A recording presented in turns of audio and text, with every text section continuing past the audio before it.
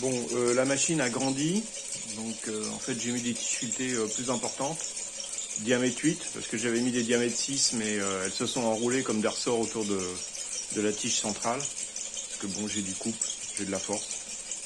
Donc là je génère très peu, mais c'est vraiment une vérification de fonctionnement. Donc là j'ai un déphasage arrière, c'est-à-dire que la production freine suffisamment pour que ce soit le moteur d'en haut qui tire vraiment sur les gyros, parce que les gyros n'ont pas atteint la vitesse critique pour justement produire un couple.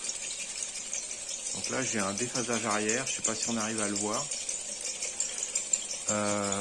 Donc je vais essayer d'augmenter la puissance d'entrée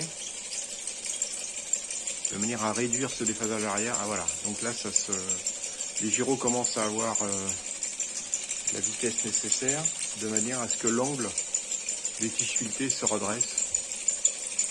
Voilà.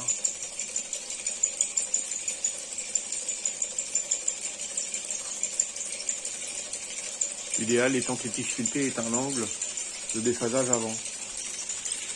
Donc là, ça produit peu par rapport à ce que je consomme, mais mes tiges sont droites. Preuve que les gyroscopes font leur travail. Donc là, j'entretiens la vitesse de rotation des gyroscopes par la rotation des tiges filetées.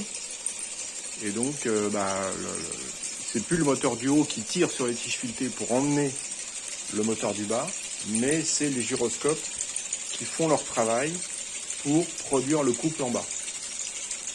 Voilà, je ne sais pas si je suis bien clair. Donc, je vais vous montrer ce qui se passe quand on n'atteint pas la vitesse critique.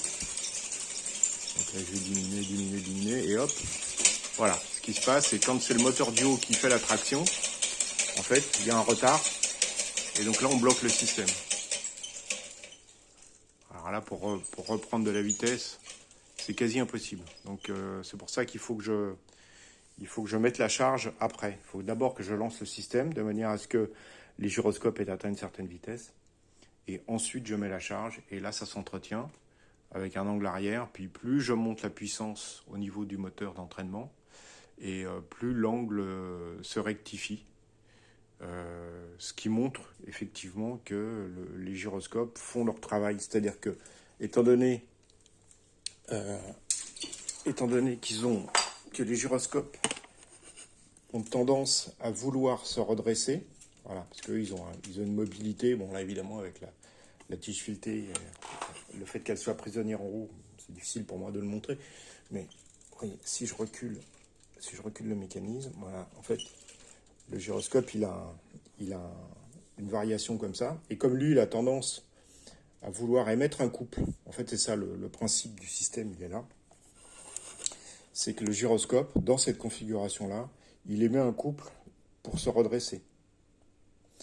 Donc ce couple qu'il émet, il est local, il est retenu par la partie stator. Je dirais, c'est un petit peu comme si le gyroscope était le rotor d'un moteur et que cette partie-là était le stator. Donc lorsque je fais tourner mon gyroscope sur lui-même et que je le mets en rotation orbitale, il a tendance à vouloir se redresser. Donc c'est comme si le rotor du moteur émettait un couple et que ce couple est en appui à la fois sur donc, la fixation du stator, mais à la fois sur le bras. C'est-à-dire que c'est comme si on mettait un bras très long sur l'axe du rotor d'un moteur et qu'en fait, on récupérait le couple de poussée sur le stator vis-à-vis d'un point de référence qui est haut. Et donc évidemment, le couple résistant que j'obtiens au bout de l'axe, il est beaucoup plus faible à cause de la longueur. Hein. C'est le couple se calculant en newton-mètre ou en newton-centimètre. Enfin bon, après, ça dépend de ce qu'on veut comme unité. Évidemment, le poids que je récupère, la résistance que je récupère au bout d'un levier de quasiment 1 mètre est beaucoup plus faible que ce que j'ai sur l'origine de l'émetteur. C'est-à-dire que si la différence entre un axe qui va faire 10 cm et un axe qui va faire 1 mètre, il est d'un rapport 10. Donc le principe est là, je pense, bien que je ne puisse pas encore le prouver définitivement, j'ai des balbutiements là, Mais en fait, le couple émis en bas est plus fort que le couple dont j'ai besoin, le couple résistant qui se produit en haut du système, en haut de l'équipage mobile. Donc voilà. La seule chose, c'est que je pense que mes gyroscopes sont un peu légers en poids. Et donc, voilà. Et que leur, euh, leur point d'appui ici n'est pas bien choisi. Voilà. Donc, je ne peux pas tirer encore suffisamment d'énergie. Mais le principe est dans ce coin-là, quoi.